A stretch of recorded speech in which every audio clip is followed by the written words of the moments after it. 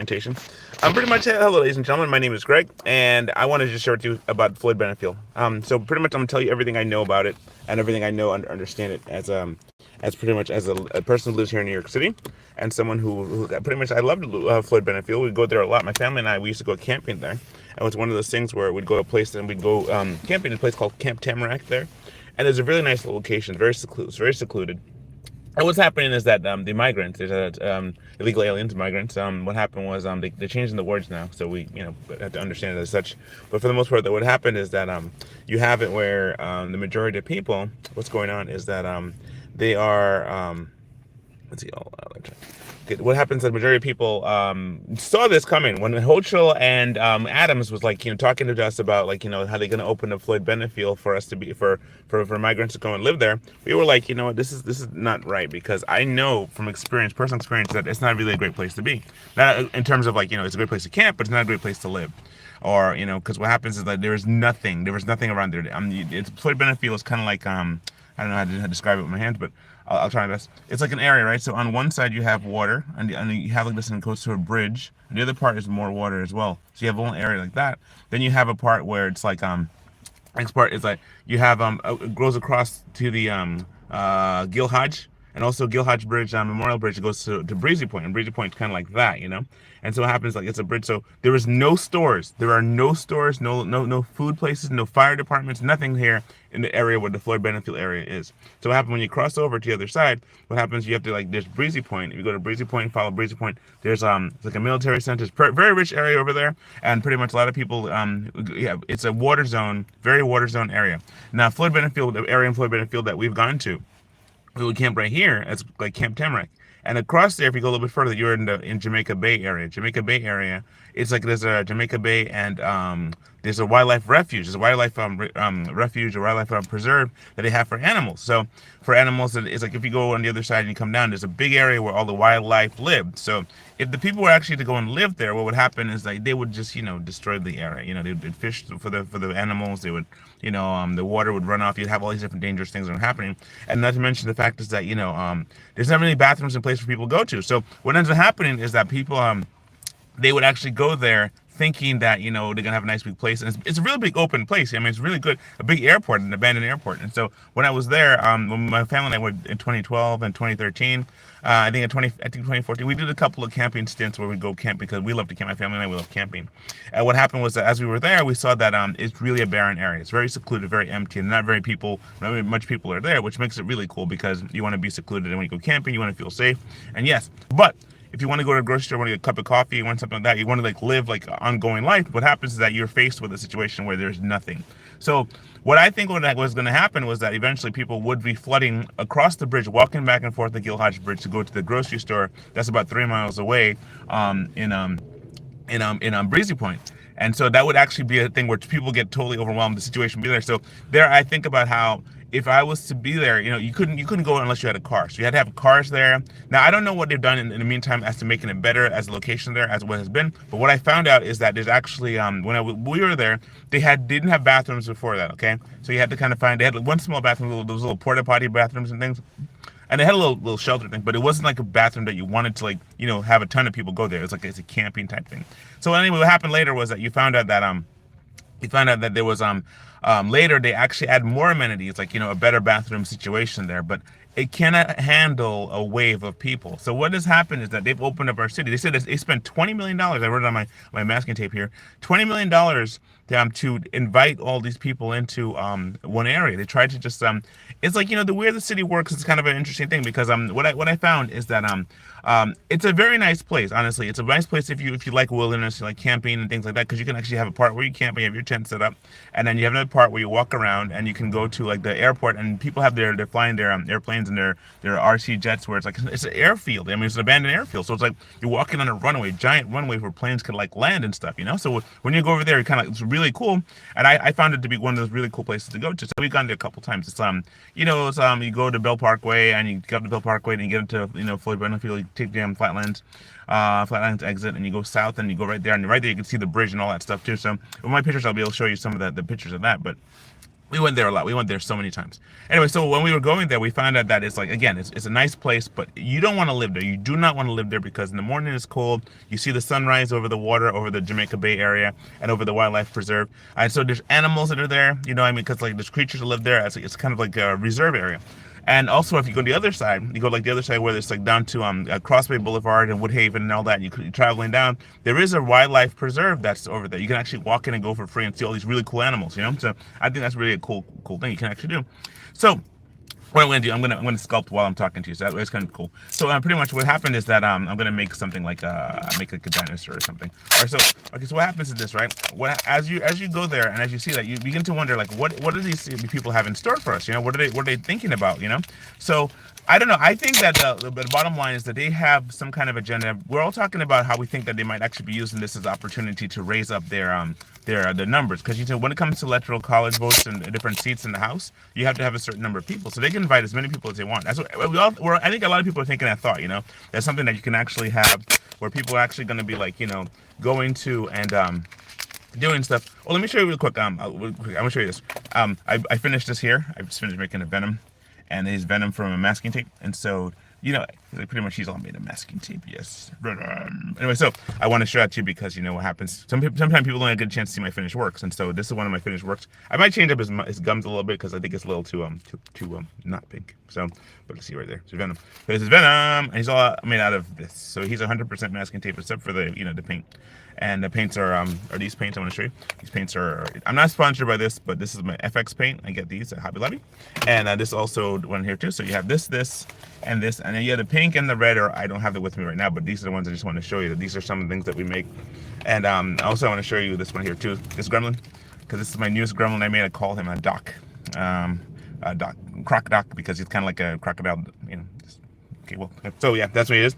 And then here's another one here real quick, another gremlin. And this one here is my Greglin. I call them Greglins. And you can find my Greglins on my Instagram, One Life Must Art. So anyway, long story short, I'm going to keep working on something right here real quick. And so what happens is like, you have this thing where I think that the reason they're doing that is because they know that the more people you have, the more money you can get from them. And you know, it's an interesting thing because like, you know, I live in here in New York. I live in New York. I live in Queens, which is, you know, connected to the area is still connected, but it's like goes from Brooklyn. So they put them all in Brooklyn. And so, you know, I've been harping on this whole bike thing, you know, the city bike thing, and that's been like my thing. If you look through my other videos, I've been harping on the city bike and how they take up parking spots and everything like that, and how, you know, when it comes to street cleaning, they don't really do a good job because they have to kind of go around and you know, they street clean around it, but they leave all the trash by the things. Anyway, but back to the Floyd Bennett Field thing. What I found is that, you know, that's a very good area if you want to like preserve. It's like very like secluded, quiet place if you want to take your family to. It's very nice, but they've confiscated it, and it used to be a public thing. I don't understand how the public work, how the government works to where they can just come and take something that, you know, it's a park and then turn it into a center. And also the thing with hotels as well too. They've done it with hotels. Like some of our favorite hotels that we would go to, we have these things that we call staycations, right? Because my family during like when everybody else we homeschool our kids, and so when everybody else is like in school and stuff like that, we go on a vacation and we're able to go out and spend some time, you know, doing stuff like, you know, go to like hotels and things like that. But the hotels in New York have been transformed into centers, homeless shelters, migrant centers, and so you go there and you're just like, oh my goodness, all this stuff is being transformed.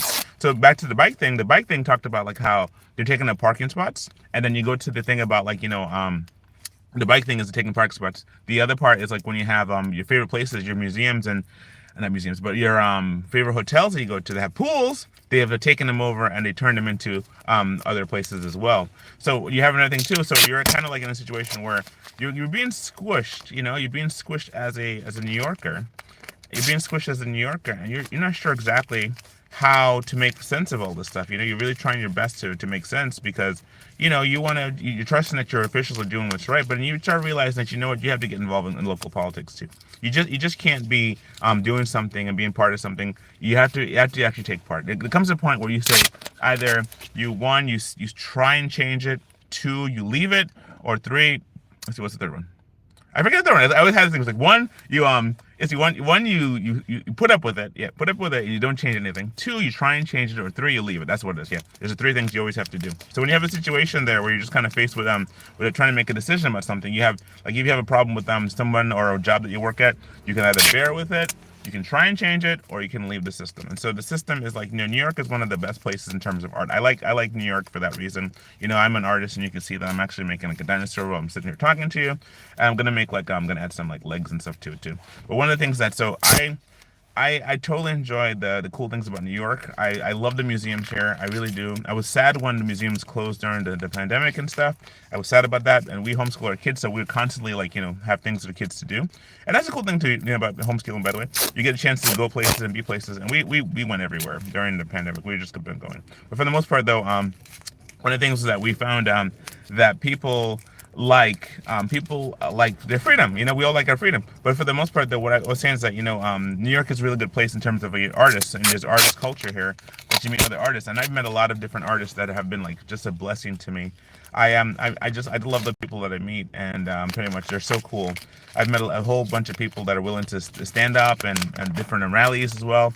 And so just everything's going on. But for the most part, though, the reason I'm talking about this one today is like because that was an area that meant so much to my family, and we just loved going to the Floyd Bennett Field, and we loved the whole thing. Right there across the way is the beach. You get to go to Jacob Reese and Fort Tilden Beach, and if everybody knows about Jacob Reese and Fort Tilden Beach, they're really nice beaches. I don't talk too much about it. I don't want to spoil it and all the details about it, but it's a great place if you like to go to secluded beaches and secluded areas. And it's like it's like pretty much there's like that many lifeguards there and things like that as well. But for the most part, though, it's like one of those things where you're able to I was gonna see if there's anybody talking in the chat or anything like that, but for the most part, though, it's like one of those things. Thank you for all who being here watching the video. There's it's a nice place, very secluded. A lot of people go there who are just like want to just be I guess in a sense like there's safety, but there's also a part where you just kind of like get to be on your own. And some people worry about like the dangers of that, but there's also, life is full of dangers. It really is. But for the most part, you have a situation where you are facing and going to a place where you get a chance to meet other people. And so I like the fact that the Jacob Reese, what happened, Jacob Reese in Fort Tilden, we actually found out about that was through a church trip, but that's more details on that. The problem, what I was saying before about the whole thing with the Floyd Bennett Field, is that they have they actually started building a school there and started building like some school and some kind of a work thingy there. And what ended up happening was that they the people didn't like the school and whatever systems they were building. Now I heard that there's different kind of like tents. They're making these kind of tents that are like weatherproof and all that stuff, but they're like, we don't want to stay there, we don't want to live there. So what I'm gonna do, I'm gonna see if I can finish up this dino right here real quick as I'm talking. And so as that part there, I'm just gonna talk and try to distract you with it. But I have stuff I could read to you, but for the most part, I'll just talk with you about this. I'll just make this and talk.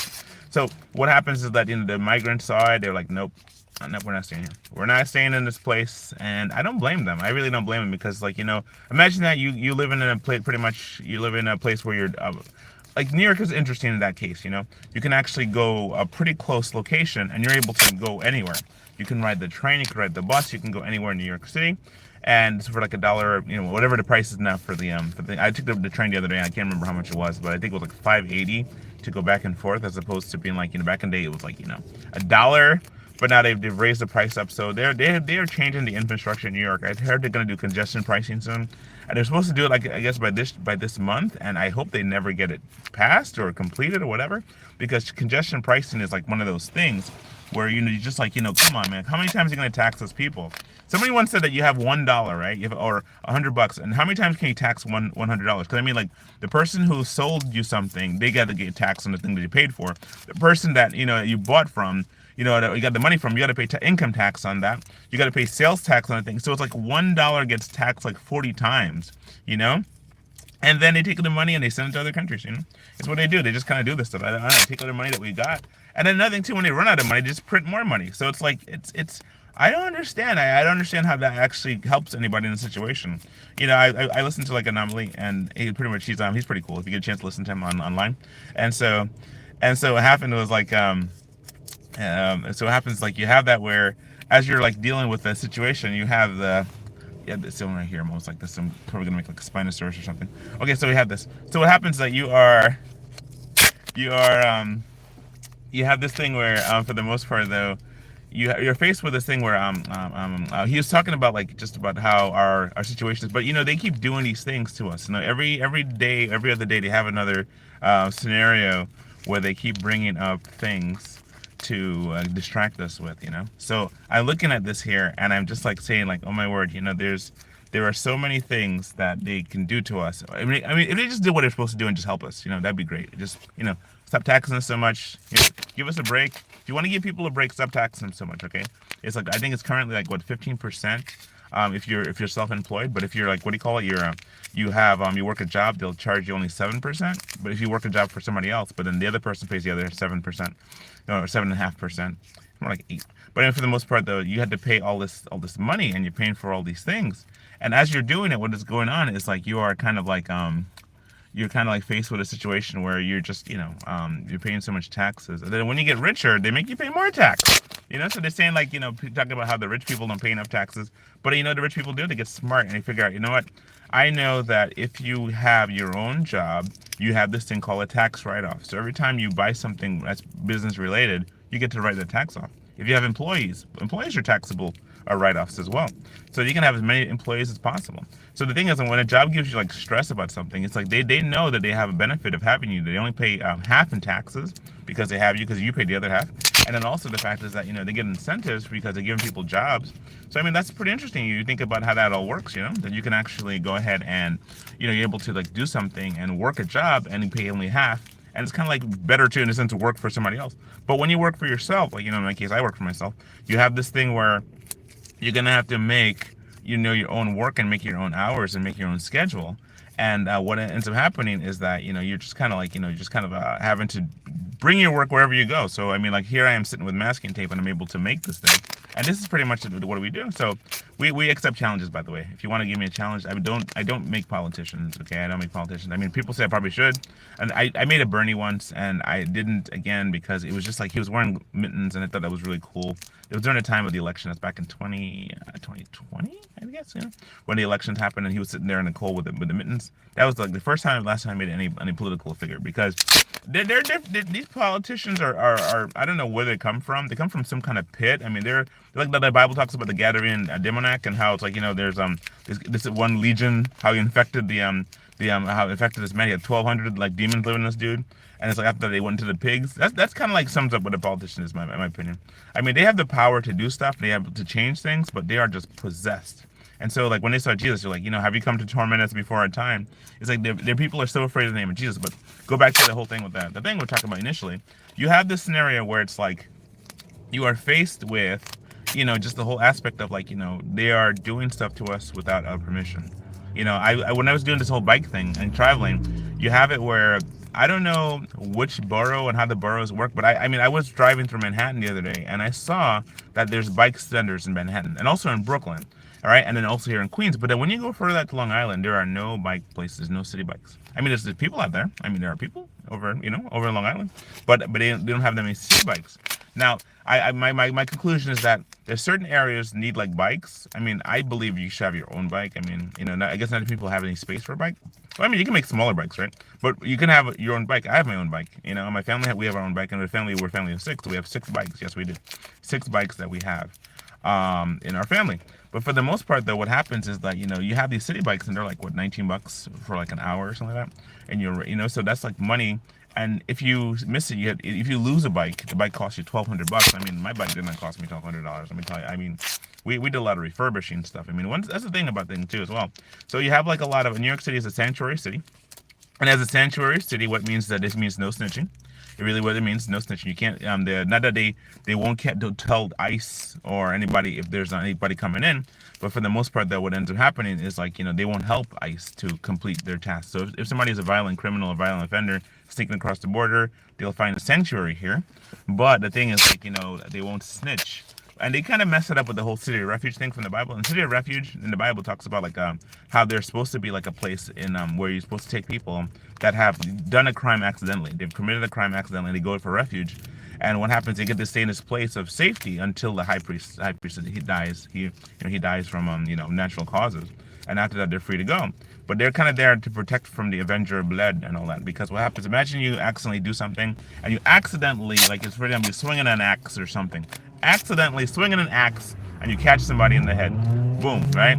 And what happens is that it was accidental death, But so what happens is you're faced with a scenario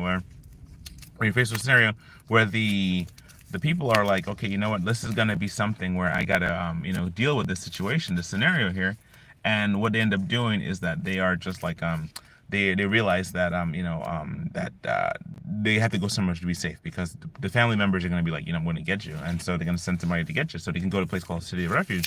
Now they've taken the City of Refuge and they've taken it like they've done everything else in this from the scriptures, and they've messed it up. They turned it into something else. So what they did was that they made our sanctuary cities. They want to boast and shout and scream about being a sanctuary city. And again, I mean, there's something about like voting, by the way, that doesn't make sense because the majority of people who vote don't understand the topics they're being voted on. So what they should actually do before you take a voting, like they have with us, what they give us was these handbooks. They actually give us a handbook. Let me make sure you're sure where I live. Let me hide up but this is the handbook they give us, right? A voter's guide. This is a voter's guide, right? And so you vote in New York City, right? And so what happens is, in Spanish. Actually, I don't want to show you where I live or my address for information. Let me put some tape on it. So I'm going to put a tape on it real quick. So what happens, like, this is the thing where, where we are, I'm going to show you this real quick. This is my, okay, cool. So this is the voter guide, right? And this is the voter guide shows you where to vote.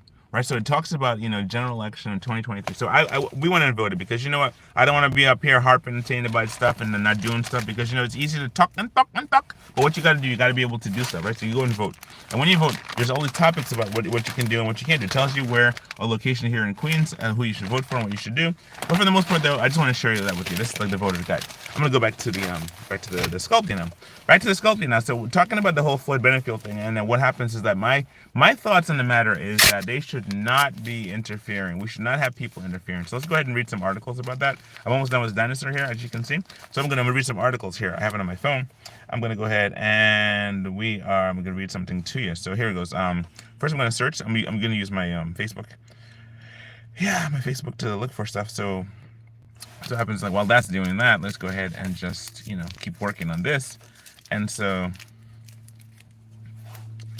Floyd Bennett Field. Okay, so what happens is, like, I'm going to read to you some more stuff. And as I'm doing that, I'm gonna make this while I'm going to share with you. So here it goes. It's going to pop up and show us some details. I'm telling you, it's weird. Life is such a weird thing. Okay, now, did I have my Wi-Fi? Oh, I got to plug my phone in. Phone's about to run out of juice here. Okay, so I'm going to plug my phone in real quick because I'm running out of juice. All right, so here it goes. All right, so it goes. Some migrants are willing to stay at the Floyd Bennett Field tent facility. Several migrants' families who arrived at the Floyd Bennett Field tent facility in Brooklyn are unwilling to stay. All right, so they have that, and that's a picture of that. Let me show you this picture real quick. It goes like this. See, it's right here. They're unwilling to stay at the situation. They don't want to stay there because, I don't blame them. So it says, somebody says, so just want to make sure I'm hearing and reading this experience correctly. So the great geniuses that run New York City and New York State decided to put migrants in the Floyd Bennett Field. Let's see, Floyd Bennett Field, they say Seymour. Keep working on this. All right, and see, it's, okay, so I say this is from Lou Belisario. It says, so just want to make sure I'm hearing and reading this experiences correctly. So the great geniuses that run New York City and New York State decide to put the migrants in Floyd Bennett Field. The people of surrounding areas protested it because everyone who ever lives around area of Floyd Bennett Field knows it's absolutely ridiculous to put people there. No running water, literally in the middle of nowhere. How do these people get to work? How do they kids? There's not even buses, okay? How do people get to work? I know they probably would change that up in time. They would change that in time. And so, let's see, how sanitary could it be? How safe could it be? Does anyone understand how cold it is back there? It's like a frozen tundra. If there ever was a wilderness of Brooklyn, this is it. It's a wasteland. And it was also protested because of the insane hypocrisy that goes with allowing unvaccinated people across the border and now into our city. When the same sure breath, less than 2 years ago, these same exact politicians were mandating the shots and firing that very same people who refuse, who live in the neighborhoods surrounding Floyd Bennett Field. Not to mention giving resources to non-Americans before giving to our own homeless who live in our streets. Yeah, migrants arrived there today. Right, wait for it, and asking to get back. Wait for it, and ask to get back on the bus and to go back to back where they were before because it was so far away from schools that the kids go to. Another insane conversation. Too far away from any access to jobs and transportation, literally in the middle of nowhere. I feel like I speak for a lot of people in saying, wonder how much those tents cost to build. It actually does cost about $20 million to build these things. Okay, so he says, I told you so. So this right here, I'm going to show you the person's name. This guy here is Lou Belisario. Lou Belisario. Belisario. He's what he said that. Right? So just pretty much information there, just kind of like let you know that that's where I read it from. Okay, let's see. New York Post. Let's go to New York Post. All right. Go to New York Post and read it from there. You know, I'm telling you, man, this is one of those things, man. I'm shocked. Okay, so this is here you go. So this one here, New York Post. Let's see. First migrants arrive at New York's Floyd Bennett Field, only to scoff and leave isolated site after just one look around. Disaster waiting to happen. Okay, so the first batch of migrants who was bused to Floyd Bennett Field in Brooklyn on Sunday, that was yesterday, and wanted no part of it. Dozens of migrant families arrived at the controversial remote housing site, courtesy of the Adams administration, shortly after 12:30 p.m., looked around and promptly hopped back on the bus and tried to return to their previous shelter. Okay, so is that all? Oh my goodness, that's all it says. Okay, so I guess that's pretty much all they have there. That's the great details. That's a great. Okay, read more. Okay, here it goes. Okay, go read more. Read more. Okay, let's see what to read more.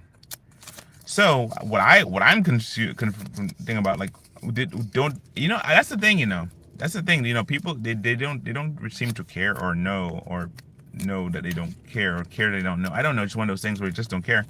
And I'm just finding that it's kind of a scary looking thing, you know. You think about it, that people are willing to, you know, just they're willing to just, you know, go through the whole thing about like making plans for people.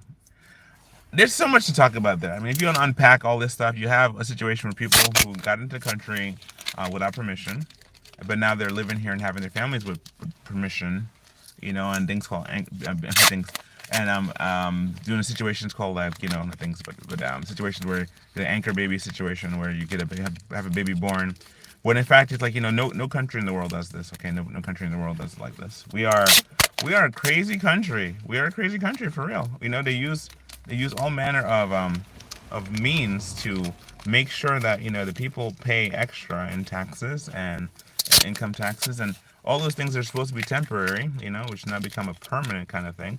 You are faced with a situation where, you know, we gotta do something. I mean, not like a protest, but we have to like really kind of make some good legislation and change some laws here, because, you know, apparently the legislator that we work with or that we have in our country, they're not really for us. They're not really helping us. I mean, they say that they're helping us, but they're not really helping us. Okay, so it says we weren't told where we were going. One of the bus migrants' dad griped at the Post. I work in the Bronx. My kids go to school in the Bronx. For us to live out here is ridiculous, and it really is. That's as far away from the Bronx as you can get. Let me tell you. It says we're going back. You fume. Another migrant father bused to the field said that he had been living at the Roosevelt Hotel in Midtown Manhattan, and the city processing type for the migrants, and was heading back there. They are going to take us back to the train so we can go back to 45th Street. He says, we didn't know we were coming here. They just said they were taking us to a shelter. I cannot stay here, he added. This is crazy. The controversial tent shelters at Brooklyn's Floyd Bennett Field, a one-time military airfield, is used to house 2,000 migrants, but the first busload abandoned the site after taking just one look on Sunday. So there you have it. Just one look was just enough. One migrant father said it was crazy to expect them to stay at the tent city. I mean, dude, what were they thinking? What were they thinking? I mean, I don't know. I mean, you just think about it. Migrants expressed concern about how isolated the tent is. It really is. So you have a picture to show you some of the pictures here. They show you how isolated they feel. You know, pretty much the post and said about how this is a scenario where the families are just like, you know, really upset about that. And you have like this is here. So this is my get information from the post, right here. Let's go to another site. Let's see if there's more words on that. Let's see if there's more words. Oh, there is more words. Okay, let's see what else. More words to read from. Okay, so this says so they asked to leave. I don't want to be here. They asked to leave. Yeah, here we go. So it goes. About 20,000 asylum seekers from the U.S. border and with Mexico are expected to eventually be housed at the site, which has drawn widespread criticism from everything from the remote location to fire safety controls. State Assemblywoman Jamie Wilson, a Democrat from Brooklyn, whose district includes the national park, was at the national park. Whose district includes the national park was at the field Sunday and spoke with a man who told her, with told, oh man, oh goodness, what happened? Okay. They said they were okay. They told her that the city's health and hospitals system had talked with some of the migrants. And spoke with a man who told her he was with the city's health and hospital system and talked with some of the migrants. When I asked him why did they leave immediately like that, he said the people that they were scared. The poll said they weren't sure what they were doing here. They don't want to be here and they asked to leave. They said it's so isolated. How could I possibly get back and forth to work or getting my children from school and here would be insane. So they all asked to leave. They all asked to leave. Okay, all asked to leave. Okay, so then it's a disaster waiting to happen, she added, to the situation of the budding tent city. Tent City, this is going to be Mad Max Beyond Thunderdome up in here, up in New York City, let me tell you. Mad Max Beyond Thunderdome. So we have this, we're going to have like Bartertown. Who runs Bartertown? Gas Pastor runs Bartertown. Okay, so it's a disaster waiting to happen, she added, the situation of the city budding tent. It's one of the coldest days so far. There's going to be a frost tonight, William noted. It's not the ideal location for anyone to live. There's no supermarket. There's no infrastructure. I'm going to reach out to Legal Aid Society and the mayor and governor and ask them to revoke the lease on this site. Yeah, baby. That's what you should do. A spokeswoman for Adams and said Sunday that while some migrants did reject the site and signed release forms, others, including the second busload that arrived before 2:30 p.m., opted to remain. Oh, 2:30 p.m. As we have said time and time again. No, that's not him. Sorry. As we've said time and time again, more than 139,500 asylum seekers have moved through our intake system since the spring of 2022. All of whom had been offered vital services, the spokesman said in the statement. But with more than 65,600 migrants still currently in our care and thousands more continuing to arrive every week. See, they made this problem for themselves. Nobody said that they wanted them to have a sanctuary city. Okay, who voted for the sanctuary city thing? They can't. Okay, they're not vetted. Coming. Okay, no, whatever. Okay. All of those have been offered vital services. The spokesman said in a statement because they keep saying, "Come here." They tell people, "Come here, come here, come here." But with all the 65,000 migrants, 65,600 migrants still currently in our care, and thousands more continuing to arrive every week, we have used every possible corner of New York City. Well, they haven't used Rikers yet, and they haven't used I guess pretty much you're gonna try to use our houses. I guess it's another thing too they might just do because they just seem to like that, just taking things from people. Every possible corner of New York City, and quite simply out of good options to shelter migrants. Probably should say stop. But it's more than that. I understand there's a people aspect to it. There are people who are there and they're live people and you care about them and you want to make sure that they're human beings. At the end of the day, everybody's human beings, right? And so you want to you don't want to have a thing where you invite somebody in and then you don't want them to be there after you invited them in. You have to have plans for that. You have to kind of like take a person and bring them in and you make sure that they're all right. But for the most part though, you're just like, you don't want to, invite tons and tons. It's like, are they thinking? Are these people thinking? I don't know. Workers gathered at the controversial planned tent city at Brooklyn's Floyd Field to prepare for incoming migrants. An additional administration source added that the migrants were warned that the city had no space for them. The asylum seekers who left were allowed to return to Floyd Bennett Field if they want, the source said.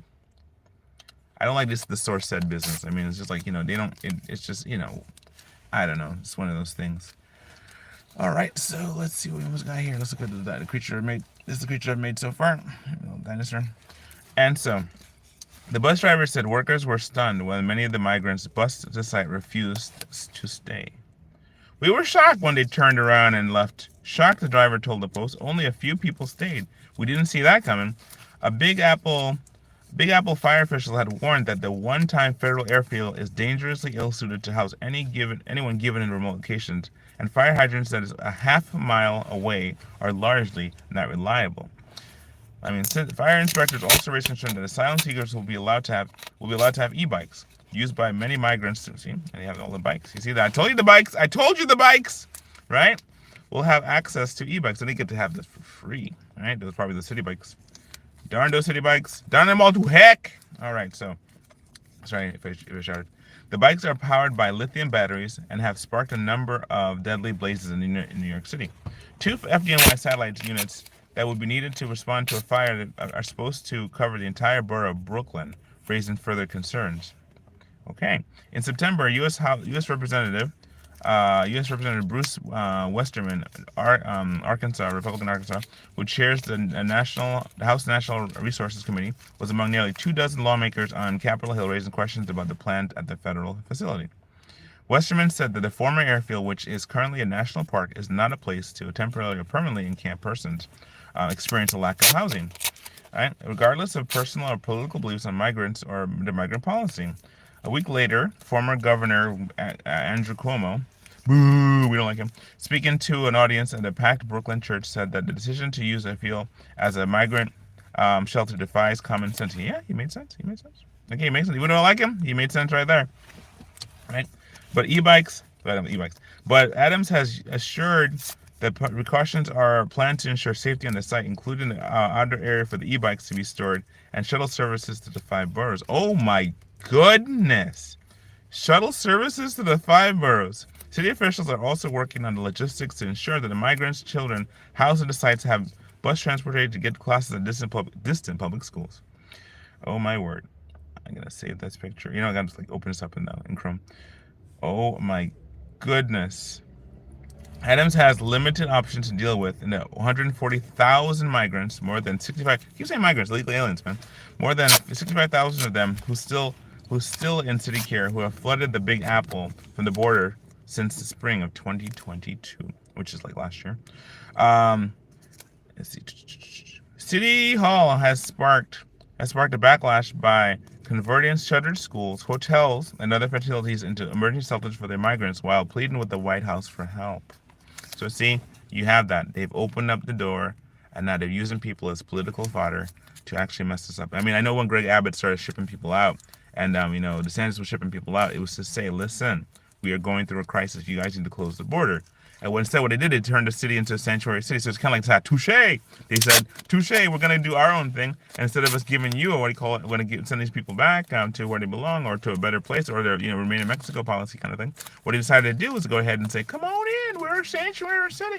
Come and live with us, Thinking like, what, 2 people are going to come live, right? Not thinking about it. But you know what it is? They should put them up in the political, you should put them up in City Hall. They should go live in City Hall. They should go live in the mayor's office. They should go live with Hodges up in the city, in the Capitol.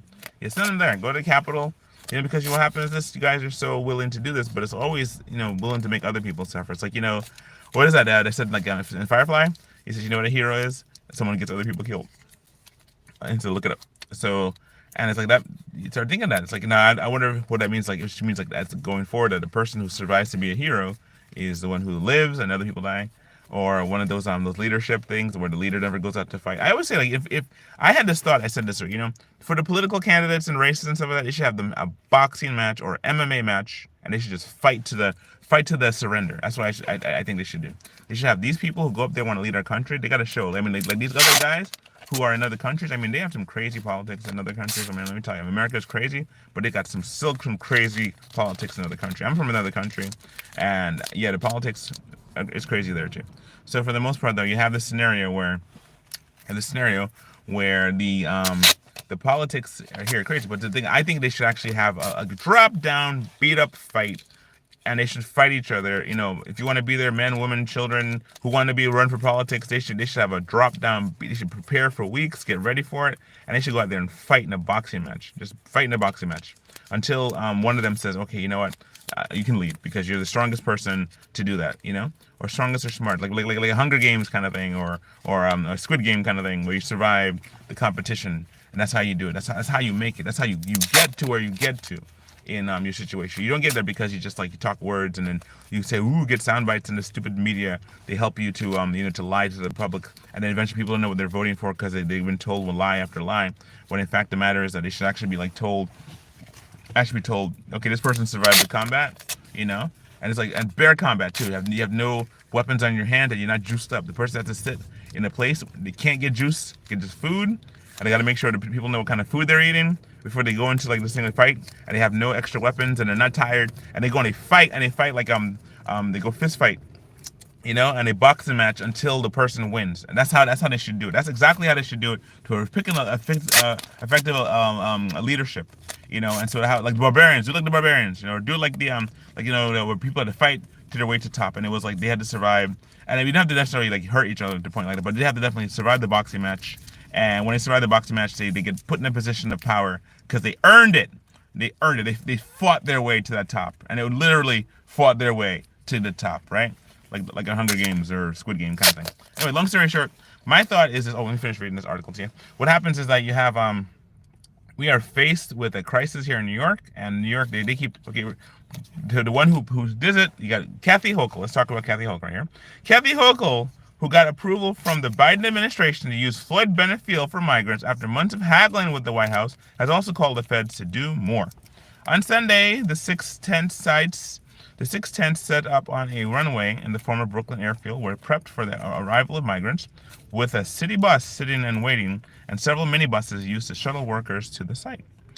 The FDNY on Sunday referred questions from the Post to the officials at City Hall. Yep. And that's what we have, ladies and gentlemen. Show you some of the cool pictures. Oh, goodness. So, what have we learned? Well, this is from one article. I mean, it could be in other ones, but for the most part, this is one of those. I'm going to open this in Chrome, right? I have that open in Chrome. I'm going to go back and then go to my Okay, so that's Chrome. Okay, let's go to Daily News. Let's read from the Daily News, shall we? I want to hear their point of view, so let's go ahead and do that. Daily News. Hopefully, I can get the link and look into that. The Daily News. Let's read that to you real quick. I mean, I know you can read it for yourself, but it's always fun to be there. And also, thank you so much for watching. Those who have been watching, because you help me. Any interaction is a blessing. So to that, I'm very happy. Some migrant families refuse to stay on the new shelter in remote Floyd Bennett Field, hopping right back on the bus. All right. Let's see. Several migrant families with children. This is from the Daily News. Several migrant families with children bused to a newly opened shelter at Floyd Bennett Field in Brooklyn. Re-entered bus shortly after arriving at the massive facility on Sunday, telling the city they did not like the accommodations. Let's see. City Hall confirmed some families did not want to come to settle at the shelter, while acknowledging that there are no other places for migrants if they declined to stay. In the video, talking to the Brooklyn woman, Assemblywoman, you got Jamie Williams. Migrant families who arrived at the defunct airfield via the MTA bus with children on Sunday did an about face and went back on the bus carrying their belongings. After city work, it's like, oh my goodness, imagine that. Like you go into a place and they don't tell you where you're going, and you get off the bus and it's like, here's home. And you're like, what the heck? And you try and get back on the bus, like, nope, you can't go anywhere. It's like a concentration. No. Yes, a concentration camp. It's like a concentration camp. They're trying to concentrate you onto a camp, and oh my word, they say if you're gonna be here, we're gonna put you wherever we want to. You see this. Okay, so who arrived in the defunct family after a city worker ignored Williams' question on why migrants were being housed at the site, why migrants were not being housed at the site. All right. Families got off the bus and saw the accommodations. She said in a text message from the airfield, when they realized they would be staying they weren't be staying at a hotel, they refused to stay and demanded to be taken somewhere else. They were not told in advance that they would be going into a tent city. So I guess these are not the camping type of people. Right? In another video posting, the lawmakers can be heard urging workers to tell the mayor that this is inhumane. Well, I could have told you that before they did it. Okay, no woman or child should be having to be bussed around like this, he says. Let them know that this is not a place for you guys to be, an isolated area. Mayoral spokesperson Kayla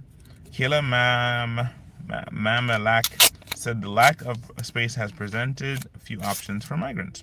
With more than 65,600 migrants still currently in our care and thousands more continue to arrive every week, we have used every possible corner of New York City and are quite simply out of good options to shelter migrants, she said. Last week, Mayor Adams was expected to meet with White House officials to discuss this crisis, but abruptly had to return to the city shortly after the FBI raided his campaign fundraiser home as part of an inquiry. At first, reported by the Daily News, some 24 families totaling 100 people were expected to be brought to the site on Sunday. It's now unclear how many families have stayed. Oh my word. Unlike conventional family shelters, migrants staying at Floyd Bennett Field were expected to live in so-called pods. Oh man, they want to put us all in pods. By the way, that's just actually a 2030 type thing. They want to actually put us all in pods. The rooms were not wholly, as he so-called pod. The rooms were not wholly private and lacked a kitchen. The mayor's official office did not return a request for comment on why migrants were brought back on the bus.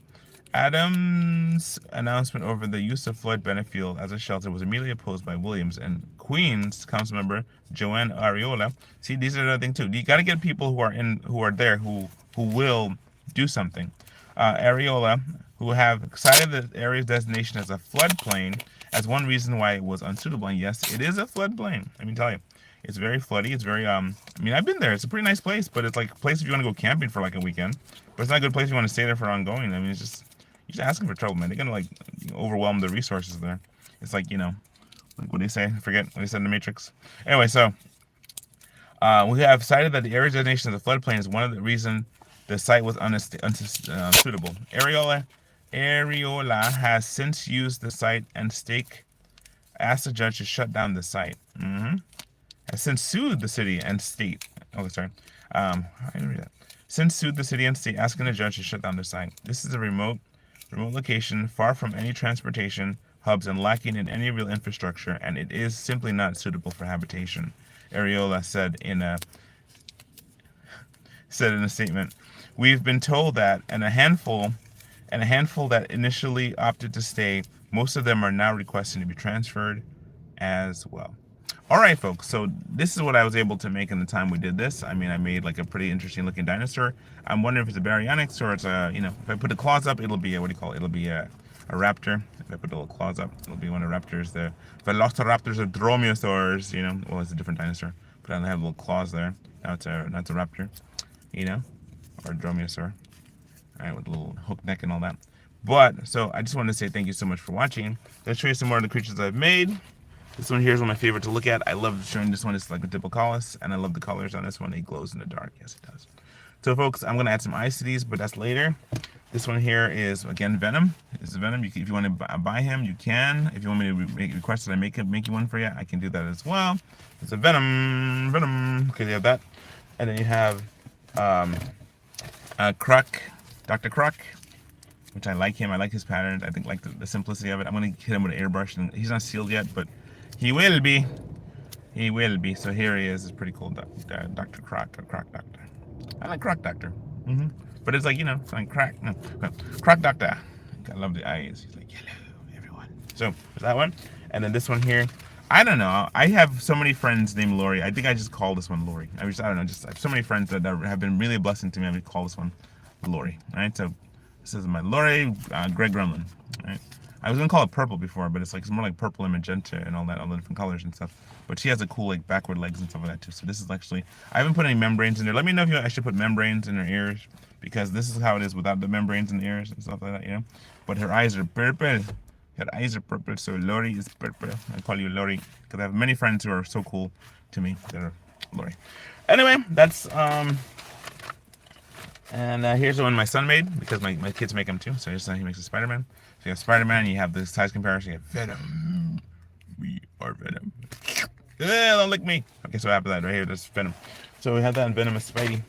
Okay, and that's pretty much it. Here's some people that I've been working on. What I was doing, I was going to make a rogue. This is actually the rogue I was working on before. I hadn't finished it, but I will finish, Lord willing, at some point. But for the most part, that's me for today. I'm just going to share that with you. Got a cookie in the bag. I'm going to eat my cookies. All right, so I'm going to put my stuff back, and I'm going to get out of here because, I've been in the car for almost an hour. So I'm going to go, and I have to go face the music of life. I'm going to go back home and get ready for tonight. It's a busy day. We'll do some more sewing. And again, just definitely, I just read you 2 articles, one from Daily News, one from the Post, and my point of view is that I've been to Floyd Bennett Field, so I don't know. Let me know if you guys like this type of style of news broadcasting, because I kind of like it. I think it's pretty cool. But for the most part, though, it's one of those things where, we are just people, all of us, and we all need the Lord and trust the Lord for our safety every day. So Psalm 121, Psalm 91, and John 3:16. Look them up. All right, so God bless you. I'll talk to you soon. Thank you all for watching my show and my program. Again, so this is what we were able to make in the time. This is like a dinosaur. I can add some teeth to it, make it all cool and stuff, or fins to it. Could be like the what's the name? The not the Pookie Pookie. What's his name? Coolie Coolie, not Coolie. I forget his name now. The Cackalai, Cackalai. I forget from Monster Hunter, but for the most part though, it's like it looks like a dinosaur with the tongue, and it goes. Okay, so I am going to go now. I want to thank you so much for watching, and God bless you, and have a good day. So peace, but I do it with Venom. I can do it with Venom real quick.